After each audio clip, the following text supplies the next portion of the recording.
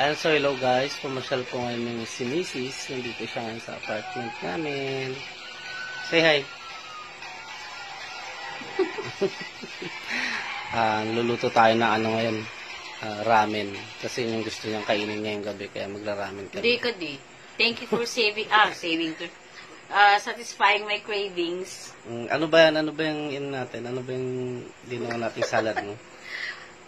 Siyempre, ando ng kamatis, corn, pipino, tapos tuna. Yun. Tapos with mayonnaise. Yun yung cravings niya ngayon. Pero nagluluto pa rin tayo ng ramen para may kainin kami mamaya. So, i-check natin. Check natin siyempre yung kakainin namin ramen. Yeah, yung fruits niya. Pakita ko sa... Yan, ito yung prutas niya. Dragon fruit. Isa sa mga gusto niyang kainin ngayon. Yan yung mangga niya. Siyempre, hindi mawawala yan, guys. Tapos, ito na siyempre yung ramen namin.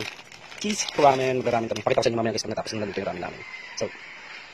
So, ayan guys, nilagyan natin ng pang-shabu-shabu. Yung lulutuin natin ramen para mas malasa siyang seafood, guys. Dito ko siya niluto sa ulingan. Kasi sayang naman para magamit din. Yan, so, tingnan natin mamaya yung kalalabasan ng aming food trip. Yan, yeah. So, guys, ito na po yung cheese ramen natin. Cheese ramen.